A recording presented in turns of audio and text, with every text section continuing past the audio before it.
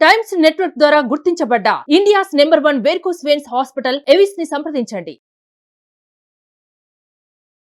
Welcome to Suman TV. నేను మీ Suman TV. నాకు సంజయ్ రాయ్కి సంబంధించినటువంటి విషయంలో 14 రోజులు జ్యుడిషియల్ కస్టడీలో ఎప్పుడైతే తీసుకున్నారో దీనికి సంబంధించిన వాటిల్లో ఒక అప్డేట్. తన తల్లి కొన్ని విషయాలు, కీలక విషయాల్ని బయట పెట్టి చెప్పడం జరిగింది సంజయ్ రాయ్ గురించి. అంటే పాలిగ్రఫీ టెస్ట్లో ఒకటి వచ్చింది, దాని తర్వాత మళ్ళీ ఈయన మాట మార్చి దీని వెనక నేను ఒక్కడే కాదు ఇంకొకళ్ళు ఉన్నారు అనుకునేటువంటి విషయాన్ని కూడా ఆయన చెప్పినట్లు కూడా కథనాలు తెలుస్తున్నాయి మనకి. అయితే తల్లి సంజయ్ రాయ్ గురించి ఏం చెప్పింది అనేటువంటిది ఈరోజు మనతో పాటు హైకోర్టు అడ్వకేట్ రవీంద్రనాథ్ గారు ఉన్నారు. సో అది వారి మాటలోనే అడిగి తెలుసుకుందాము. Hello sir. హాయ్ అండి నాగరాజ్ గారు. ఇవాళ ప్రతి పేరెంట్ కూడా అండి ఒకలాంటి ఆలోచనతో కూడుకుంటారు. అంటే పిల్లల్ని పెంచితే సరిగ్గా పెంచితే ఏ గోళ ఉండదు, ఏ బాధ ఉండదు. సో మన పిల్లలు ఈ విధంగా కాకుండా ఉండాలి అని చెప్పడానికి ప్రతి పేరెంట్ కింద కామెంట్ బాక్స్లో కూడా పోస్ట్ చేస్తున్నారు. థ్యాంక్ యూ అండి. మీరు ఇచ్చేటువంటి ఇన్ఫర్మేషన్ ఏదైతే ఉందో సత్వర న్యాయం జరగాలి, జస్టిస్ జరగాలి, దీని మీద ప్రత్యేకించి రావాలి. అండ్ ఇది ప్రతి ఒక్కరికి కూడా దేశం మొత్తం ఈ ఇన్సిడెంట్ వైపు చూస్తుంది. పేరెంట్స్ కూడా ఎలా చూస్తున్నారు అని అంటే పిల్లలు పెంచే విధానంలో కూడా ఇంకొక కోణాన్ని చూస్తున్నటువంటి పరిస్థితి. వాళ్ళ సంజయ్ రాయ్ తల్లి ఏం చెప్పింది ఈ కేసులో ప్రత్యేకంగా నాగరాజ్ గారు? నిన్న సంజయ్ రాయ్ యొక్క మదర్ని మాట్లాడడం జరిగింది. అంటే ఇది జ్యుడిషియల్ ఎంక్వైరీ కాదు, యాక్చువల్గా మీడియా వర్గం వాళ్ళు చాలామంది వెళ్ళి ఆమెతో మాట్లాడడం జరిగింది. దేశం మొత్తం కూడా ప్రధాన నిందితుడు ఎవరంటే సంజయ్ రాయ్ వైపు వేలెత్తి చూపుతుంటే అటువంటి సందర్భంలో వాళ్ళ తల్లి, వాళ్ళ మదర్ తనతో మాట్లాడినప్పుడు ఆమె మాట్లాడిన మాటలు కొంత విస్తుగొలిపే విధంగా ఉన్నాయండి. అంటే ఇంతకుముందు దిశా కేసులో కూడా ఇదే రకంగా జరిగింది.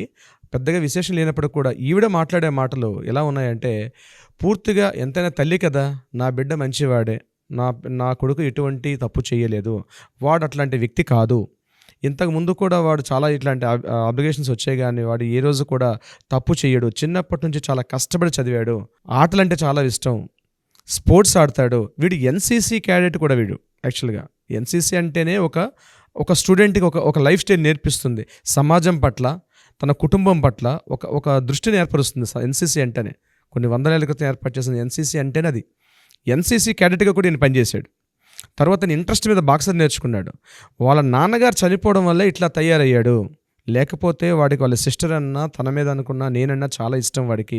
అప్పుడప్పుడు కలకత్తా నుంచి, అదే దూరం విలేజ్కు దూరంగా ఉంటుంది, కలకత్తాకి ఒక 20 కిలోమీటర్స్ డిస్టెన్స్లో ఉంటుంది ఈ వీళ్ళ ఊరు. వాడు అప్పుడప్పుడు వస్తాడు, వచ్చి కూడా నాకు వంట వండి సహాయం చేస్తాడు. ఏ రోజు అల్లరిచిల్లరగా తిరిగే వ్యక్తి కాదు, వాడికి అసలు ఎటువంటి అలవాట్లు లేవు, చాలా మంచివాడు. వీలైతే ఈ పక్క వాళ్ళని అడగండి, వీలైతే మా ఎదురింటి వాళ్ళని అడగండి, ఆ పక్క పొరుగింటి వాళ్ళని అడగండి అని చెప్పి వాళ్ళ మదర్ చెప్తుంటే ఆశ్చర్యపోవాల్సిన వంతు మనకైంది నాగరాజ్ గారు. స్కూల్ టాపర్ అంటే ఏదో.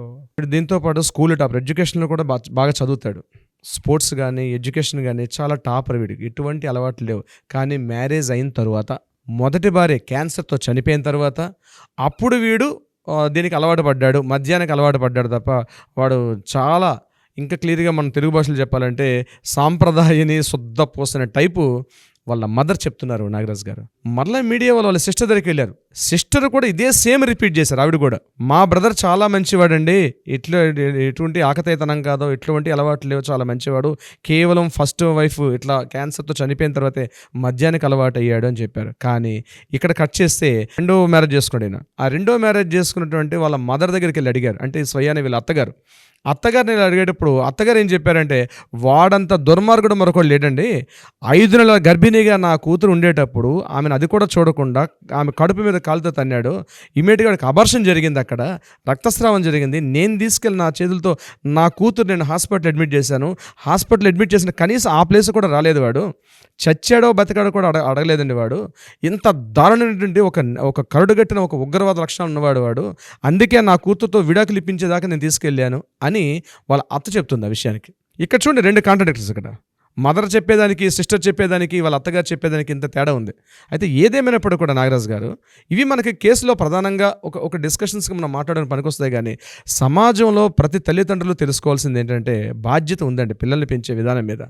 అయితే ఓవర్ ప్యాంపరింగ్, మనం బొమ్మరిల్లు సినిమాలో ప్రకాష్ గారు చెప్పినట్టు ఓవర్ ప్యాంపరింగ్ చేసేస్తారు. వాడు ఎటు వెళ్తున్నాడు, వాడు కదలకుండా, వాడు కూర్చోకుండా ఎటు పోతున్నాడు అని ఓవర్ ప్యాంపరింగ్ చేసేస్తారు. అది ప్రమాదకరమే. అలా కాకుండా ఇట్లా అసలు కంప్లీట్ కేర్లెస్, వాడు ఎక్కడ పోతున్నాడో, ఏం చేస్తున్నాడో, వాడి యాక్టివిటీస్ ఏంటో ఒక దృష్టి లేకపోవడం కూడా ఒక ఇది. దీనికి 2 రకాల కారణాలు. ఒకటి ఏంటంటే భార్యాభర్తలు ఇద్దరు కూడా ఉద్యోగాలు అయిపోవడం, కాస్త సోషల్ స్టేటస్లో ఇద్దరు ఉద్యోగాలు చేసుకోవడం, పిల్లడికి ఏది కావాలంటే అది కొని పెడితే, మేము ఎందుకండి ఈ పని చేస్తున్నాం, వాడు అడిగిన మినిమం నీడ్స్ మనం తీర్చకపోతే మేము ఉద్యోగాలు ఎందుకు, ఈ సంపాదన ఎందుకు అని ఇట్లాంటి పేరెంట్స్ కొంతమంది ఉంటారు. మేము కష్టపడుతుంది వాడి కోసం, ఆస్తులు కూడా పెడుతున్నారు, అంతస్తులు కూడా పెడుతున్నారు, కానీ వాడికి కావాల్సిన సరైన మార్గనిర్దేశంలో మాత్రం పెట్టలేకపోతున్నారండి. ఆలోచించే పరిస్థితుల్లో కూడా లేరు ఈరోజు పేరెంట్స్ విషయంలో, మోడర్న్ సొసైటీలో మనం చూస్తే. కానీ ఈ సంఘటన మాత్రం చెంపదెబ్బ పేరెంట్స్ అందరికీ కూడా. ఎందుకంటే సన్మార్గంలో పెట్టకపోతే స్టూడెంట్ ఏమైపోతాడు, తన పిల్లడు ఏమైపోతాడు, ఒక సమాజానికి చీడ పురుగైపోతాడండి. కొడుకు తప్పు చేస్తే తల్లిదంటారు, భర్త తప్పు చేస్తే భార్యదంటారు, భార్య తప్పు చేస్తే భర్తదంటుంది సమాజం. సమాజంలో మనం పిల్లలకి ఎటువంటి మార్గనిర్దేశకం చేసామన్నది మన అభిరుచులను బట్టి ఉంటుంది. పేరెంట్స్ ఎడ్యుకేషన్ లేకపోవడం కూడా ఒక కారణం. ఉదయం లేచి ఏదో పనిపాట్లకు వెళ్తారు, పట్టించుకోరు పిల్లలు. ఈరోజు సోషల్ మీడియా ఎంటర్ అయిన తర్వాత పిల్లడు వాడుతున్న మొబైల్ ఏంటి, వాడు ఎవరితో మాట్లాడుతున్నాడు, వాడు ఫ్రెండ్ సర్కిల్ ఎవరు, కనీసం ఒక బాధ్యత అండి. వాడు ఫ్రెండ్స్ ఎవరు, ఇప్పుడు నువ్వు కరెక్ట్గా ఉన్నావా లేదా తెలియాలంటే నీ ఫ్రెండ్ని అడగంటుంది. ఒకసారి ఇప్పుడు ఒక మహామేధా చెప్పాడు, ఒకసారి నువ్వు ఎలాంటి వ్యక్తి తెలియాలంటే నీ ఫ్రెండ్ని అడగమంటాడు వాడు, అది స్త్రీ అయినా పురుషులైనా.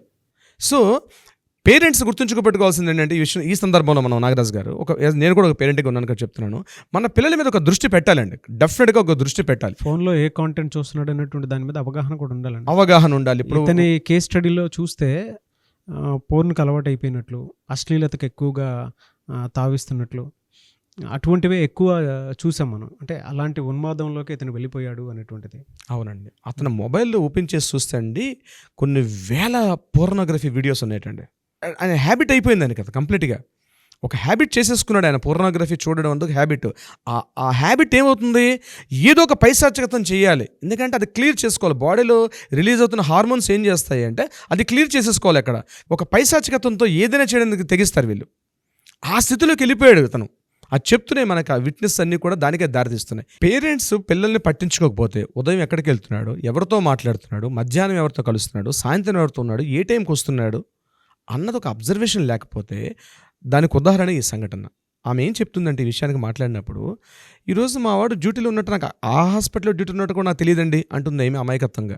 అంటే పేరెంట్ తన కొడుకు ఎక్కడికి పోతున్నాడు, ఏ డ్యూటీలో ఉన్నాడో కూడా తెలియట్లేదు. మొబైల్స్ ఉన్నాయి మాట్లాడుకోవడానికి, అమ్మ ఈరోజు ఇక్కడ ఉన్నాను అని చెప్పే సంస్కారం కూడా వాళ్ళ మధ్య కమ్యూనికేషన్ గ్యాప్ లేదు. అంటే కమ్యూనికేషన్ లేదు. తను ఎక్కడ వెళ్తున్నాడో ఏం చేస్తున్నాడు అంటే మనకు దాన్ని బట్టి అర్థమైంది. ఈమె సింపుల్గా ఒక ఇన్నోసెంట్గా చెప్తోంది, నాకు తెలియదండి మా వాడు ఈరోజు ఆర్జేకర్ హాస్పిటల్లో ఉన్నాడు అన్న విషయం కూడా నాకు తెలియదు అని చెప్పడం బట్టి దాన్ని మనం కాస్త విశ్లేషిస్తే అసలు పొద్దున్న లేచి కొడుకు ఎక్కడ పోతున్నాడు, ఎవరెవరితో మాట్లాడుతున్నాడు, సాయంత్రం ఎన్నింటికి వస్తాడో కూడా తెలియదు. అంతటి ఒక ఇన్నోసెన్స్లో ఉన్నారు. ఏముంది సంపాదించుకుంటున్నాడు కదా, వాడు లైఫ్ వాడు డీల్ చేస్తున్నాడు కదా. కానీ ఈరోజు ఆ కేర్లెస్ ఎక్కడ దారితీసిందండి, ఒక సొసైటీ మీద పడింది, ఒక మర్డర్కి దారితీసింది, మరొక పేరెంట్స్కి కడుపు కోత గురి చేసిందండి నాగరాజు గారు. మరొక పేరెంట్స్, వాళ్ళు పేరెంట్సే కదా. ఇప్పుడు చనిపోయిన వ్యక్తి కూడా పేరెంట్స్, వాళ్ళు కూడా వాళ్ళ పిల్లల్ని కోల్పోయారు వాళ్ళు. ఇక్కడ చూడండి పేరెంట్స్ విషయంలో మనం ఆలోచిస్తే, ఇక్కడ ఈ తల్లి ఏమంటుంది, మావాడు ఇన్నోసెంట్ ఉంటుంది. ఆ పేరెంట్స్ ఏమంటున్నారు, చనిపోయినటువంటి బాధితురాలు పిల్లలు ఏమంటున్నారు, ఆ తల్లిదండ్రులు ఏమంటున్నారు, ఒక మృగానికి బలి అయిపోయింది మా అమ్మ ఈరోజు. అంటే చూడండి పేరెంట్స్ కోణంలో ఆలోచిస్తే వాడు చేసిన మిస్టేక్ ఎక్కడ దారితీసింది, మరొక తల్లి ప్రాణానికి ఈరోజు కంఠశోష కలిగించింది. అంతే కదండి నాగరాజు గారు. చిట్ట చివరిగా మిగిలింది ఏంది, రంపపు కోత. పేరెంట్స్కి ఇట్లాంటి మనం కరెక్ట్ అయిన దారిలో దిశానిర్దేశం చేయకపోతే పేరెంట్స్కి మిగిలేది రంపపు కోత. యావత్ జాతి మొత్తం దోషం చెప్తుంటే తను మాత్రం ఇన్నోసెంట్ అని చెప్పడం అది హాస్యాస్పదం కాకపోతే ఏమవుతుందండి నాగరాజు గారు. డెఫినెట్గా పేరెంట్స్ అనే వరకు కేర్ తీసుకోవాలి. ఇట్లాంటి సంఘటనలు ప్రతి పేరెంట్ ఆలోచించుకోవాల్సిన విషయం. ఇది కేవలం ఒక సంజయ్ రాయో, ఇదే విషయం మనకి దిశ కేసులో కూడా కనిపించింది. అక్కడ కూడా పేరెంట్స్ అదే వాళ్ళతో మాట్లాడినప్పుడు ఆ పేరెంట్స్ ఏమన్నారు, మా పిల్లలు చాలా ఇన్నోసెంట్ అండి, చాలా వాడికి తెలియకుండా ఎవరో ఇన్ఫ్లుయెన్స్ చేశారు, ఆ ఇన్ఫ్లుయెన్స్లో పడి ఇట్లా జరిగింది. అక్కడ కూడా అదే జరిగింది. తర్వాత సీసీ ఫుటేజ్ చూస్తే మొత్తం క్లారిటీ, పిక్చర్ అంతా క్లారిటీ వచ్చింది. ఇక్కడ ఇలా సీసీ ఫుటేజ్ చూస్తే ఎలా క్లారిటీ వచ్చింది. ఏమండి వాడు మృగం కాకపోతే తల్లో చెల్లో తెలియదండి వాడికి. ఇప్పుడు వాడికి అంత ఇన్నోసెన్స్ అయితే కాదు కదా. వాడికి తల్లి ఎవరో చెల్లెవరో అక్కెవరో తెలియకుండా అంత లేకుండా ఉన్నాడుగా. కానీ ఈరోజు అతను చేసిన దారుణ కృత్యం యావత్ దేశం కూడా సింగిల్ పాయింట్అవుట్ చేస్తుంటే పేరెంట్స్ వెనకేసుకొని రావడం ఇప్పటికి కూడా మార్పు చాలా కష్టం అండి. ఇలాంటి సంఘటనలు పేరెంట్స్ చాలామంది ఒక రకమైనటువంటి ఒక సైకోక్ ఆలోచనలతో ఈరోజు యూత్ మిగిలిపోయినారు నాగరాజు గారు. వాళ్ళ మొబైల్ ఓపెన్ చేస్తే భయంకరంగా ఉన్నాయి, విచ్చలవిడిగా వచ్చేస్తున్నాయి, డంపింగ్ అయిపోతున్న లక్షలాది వీడియోలు, ప్రతిరోజు కొన్ని లక్షల వీడియోలు డంపింగ్ అవుతున్నాయి. చెడేదో మంచిదో తెలుసుకునే అవసరం ఉంది. ఈరోజు మెడికల్ కాలేజీలో ఇక్కడ ఈ సంఘటన వల్ల కొన్ని వేల మంది మెడికల్ స్టూడెంట్స్ వాళ్ళ భవిష్యత్తు ఏంటో అర్థం కాదు. ఎందుకంటే కంటిన్యూ కెరీర్ వెళ్తుంది. కాలేజీ మీద ఈరోజు సీట్ చేశారు. పిల్లల మీద సరైనటువంటి ఒక దృష్టి లేకపోతే పిల్లలు చెడుతూనే పడతారు. చివరికి మిమ్మల్ని వాళ్ళు ఏం చేస్తారు, పేరెంట్ పోయి రెంట్ అవుతుంది నాగరాజు గారు. ఇట్స్ పేరెంట్ కాదు, చివరిలో ఏం చేస్తారు వాళ్ళు, ఒక రెంట్ హౌస్లో ఇచ్చినట్టుగా రెంట్ ఇస్తారు వాళ్ళు. నువ్వు ఇక్కడ ఉండు, మేము రెంట్ పే చేసే వాళ్ళకి మనకి ఏ రిలేషన్స్ ఉంటాయండి, అలాంటి రిలేషన్సే వస్తాయి. It's not a parent, it's a rent. బా అట్లా మారిపోతుందండి. చాలా అసలు ఏం చెప్పారు సార్, అసలు మీనింగ్ కూడా అంటే ఇవి మీరు చెప్పేది కరెక్టేనేమో అనుకున్నటువంటి ఆలోచనలోకి వెళ్ళిపోతుంది. వృద్ధాశ్రమాల్లో పెడుతున్నారండి, అనాథాశ్రమాలు, వృద్ధాశ్రమాలు వేలు పెరుగుతున్నాయి. అంటే సరైన పెంపకం లేకపోవడం వల్ల. అరే మా పేరెంట్, మా అమ్మ మా నాన్న ఒక ఎఫెక్షన్ లేకుండా పోతుందండి. విచ్చలు విడతాను, వాడు అడిగిన మొబైల్స్ ఇవ్వడం, వాడు అడిగినటువంటి గాడ్జెట్స్ ఇవ్వడం, వాడి దారి ఇవ్వండి. పేరెంట్స్ ఖచ్చితంగా పిల్లలకి స్వేచ్ఛ ఇవ్వాలి, కానీ ఒక కంట కనిపెట్టాలి. లేకపోతే సమాజానికి చీడపురుగు అయిపోతాడు. ముందేం చేస్తాడు, వీధిని పాడు చేస్తాడు, తర్వాత ఊరిని పాడు చేస్తాడు, తర్వాత ఎంటైర్ సమాజాన్ని పాడు చేస్తాడు. దానికి నిదర్శనమే ఈరోజు ఈ సంజయ్ రాయ్ యొక్క సంఘటన. ఎంటైర్ ఎంతమంది అనుభవిస్తున్నారండి, కొన్ని వేల మంది స్టూడెంట్స్ యొక్క భవిష్యత్తు పోయింది. అగమిగోచరం ఈరోజు వాళ్ళ భవిష్యత్తు అర్థం కావట్లేదు. వల్ల చాలా మంది రోడ్డు మీదకి వచ్చేసారు, డాక్టర్స్ రోడ్డు మీదకి వచ్చేసారు. చూడండి ఎంత పరిస్థితి వచ్చారంటే డాక్టర్స్ కాసేపు ఆ అర్ధగంట సేపు తను కంట్రోల్ చేసుకుపోవడం, అంటే తన మీద కంట్రోల్ లేకపోవడం. చిన్నప్పుడు ఈ అలవాట్లు నాగరాజు గారు సైకో అనాలిసిస్కి వెళ్ళేటప్పుడు ఇవి చిన్నప్పుడే బయటపడతాయండి పిల్లల్లో. చిన్న పిల్లలు ఉన్నప్పుడు 3 years 4 years ఉన్నప్పుడు పిల్లలు పడతాయి. ఏదో అడుగుతారు, మమ్మీ నాకు ఐస్ క్రీమ్ కావాలని అడుగుతాడు. అడిగేటప్పుడు మనం ఇవ్వలేదనుకోండి, ఇమ్మీడియట్గా ఏం చేసి కింద పడి మీద పడి దొరుకుతూ ఉంటాడు, వాడు కొట్టుకుంటుంటాడు. ఇచ్చేదాకా వాడిని భయంకర చిత్రం చూపిస్తాడు. అది చిన్నప్పుడు ఆ రకమైన స్థాయి ఉన్నప్పుడే మనం కంట్రోల్ చేయకపోతే, చిన్నప్పుడు ఐస్ క్రీమ్ అడిగినప్పుడు ఇవ్వకపోతే వాడు చేసినటువంటి చేష్టలు మనం చిన్నపిల్లల చేష్టగా నవ్వి ఊరుకుంటాం కానివ్వండి, అది పెద్ద అయితే అది క్రూరత్వాన్ని దారితీస్తుంది. వాడు క్రూయల్టీకి వెళ్ళిపోతాడు. వాడు అంటే తను అనుకున్నది కాకపోతే దేనిని చేసేస్తాడు, వాడు ఎవరినైనా చంపేస్తాడు. మరి ఎలా సార్, అంటే పిల్లల్లో ఆ నైతికత ఏర్పడేలాగా, బాధ్యత పెరిగేలాగా, అదలాంటి భయం క్రియేట్ అయ్యేలాగా ఆ పిల్లల్లో ఆ నేర్పరితనం అనేది ఏ విధంగా నేర్పించాలి? అంటే నాగరాజు గారు, దీనికి ఆధ్యాత్మికత ఒక్కటే మార్గం. చిన్నపిల్లలో చిన్నప్పటి నుంచి ఒక స్పిరిచువాలిటీ, మీ రిలీజియన్స్ని బట్టి, నేను ప్రత్యేకంగా చెప్పనండి, మీ రిలీజియన్స్ బట్టి ప్రతి దాంట్లో మంచి ఉంటుందండి. అందులో దాన్ని మంచిని తీసుకోండి. పిల్లలకి చిన్నప్పటి నుంచి ఒక మంచి నడవడిక, ఆధ్యాత్మిక గ్రంథాలు చదివించండి. గర్భంలో ఉండేటప్పుడే ప్రహ్లాదుడికి తల్లి నేర్పించింది. ఆ రోజు నారదుడు ఉపదేశించాడు. గర్భంలో ఉన్నప్పుడే లెసన్స్ స్టార్ట్ అవుతాయండి. ప్రెగ్నెంట్గా ఉన్నప్పుడే స్టార్ట్ అవుతాయి లెసన్స్. ప్రతి చోట ఒక బాలచంద్రుడి కథలు కానీ, ఒక ప్రహ్లాదుడి యొక్క కథలు కానీ, ఇవేంటంటే ఒక సోషల్ రెస్పాన్సిబిలిటీ. చిన్నప్పుడు తండ్రి ఎంత దుర్మార్గుడైనప్పుడు కూడా ఒక ప్రహ్లాదుడు ఏం చేశాడంటే ఆధ్యాత్మిక స్పిరిచువాలిటీ వైపు వెళ్ళి తన ఒక ఎంటైర్ ఒక హిస్టరీ అయిపోయింది, ఒక చరిత్ర అన్నంగా ఇంకోటి ఒక పురాణం అయిపోయింది అది. అట్లా పిల్లల్ని పెంపక విధానం అన్నది కూడా చిన్నప్పటి నుంచి పేరెంట్స్ స్పిరిచువాలిటీ, వాళ్ళ మోరల్ వాల్యూస్ పెంచండి. ఒక ఇస్కాన్స్ ఉన్నాయి, మరొక చాలా స్పిరిచువల్ ఆర్గనైజేషన్స్ ఉన్నాయండి. ట్రూ సార్, అంటే చిన్నప్పటి నుంచి పేరెంట్స్ మనకి భక్తి అనేటువంటి మార్గంలో ఎందుకు కూర్చోబెడతారు అని అంటే, మనం చేసేదంతా దేవుడు అబ్జర్వ్ చేస్తూ ఉంటాడు, దీనికో శిక్షలు ఉంటాయి అనుకునేటువంటి బీజాన్ని నాటుతూ ఉంటారు. Correct point. దానివల్ల చిన్నప్పటి నుంచి మనం పెరిగే వాతావరణంలో ఆ భక్తి శ్రద్ధలు కానివ్వండి, స్పిరిచువాలిటీ కానీ ఉండటం వల్ల, ఓహో మనం ఏ తప్పు చేసినా చుట్టూ నేచర్ గమనిస్తూ ఉంటుంది, మనకి దేవుడు అనేటువంటి కాన్సెప్ట్ మనల్ని చూస్తూ ఉంటాడు, దానికి ఈ విధంగా శిక్షలు వేస్తూ ఉంటాడు అనుకున్నటువంటి భయాందోళన కలిగే మనం ఒక రకమైనటువంటి విలువలతో కూడుకున్నటువంటి జీవితంలోకి వచ్చేస్తూ ఉంటాము. అంటే అదొక కల్చర్ ట్రెడిషన్గా మారింది. ఎస్పెషల్లీ మన తెలుగు రాష్ట్రాల్లో అయితే చాలా ఉంటుంది. అసలు బయట వాటితో, నార్త్ వాటితో కంపేర్ చేసుకుని చూస్తే తెలుగులో అయితే చాలా బాగుంటుంది ఇటువంటి కల్చర్ మనకి. మీరు చెప్పింది నిజం సార్. ప్రత్యేకంగా అందరం కూడా భారతీయులు, నార్త్ సౌత్ అని తెలుగు అని కాదండి నాగరాజు గారు. నేను యాజ్ ఎ బీయింగ్ అన్ అడ్వకేట్గా నాకు అనిపించేది భారతదేశం అంతా ఒకటే. True sir, true. అయితే ఇక్కడ జాతి, మత, కుల వివక్షలు లేవండి. పేరెంటే, స్టూడెంటే, పిల్లడే. కానీ మన స్పిరిచువాలిటీ గైడ్లైన్స్ కానీ సక్రమ మార్గంలో పెట్టుకోగలిగితే పిల్లాడిని మాత్రం డెఫినెట్గా ఒక ఆధ్యాత్మిక దూరంలోకి వెళ్తాడు. ఒక భయం ఉంటుంది, అయ్యే భగవంతుడు ఉన్నాడు, ఒక దేవుడు ఉన్నాడు, ఈ తప్పు చేస్తే ఈ శిక్షలు వస్తాయేమో.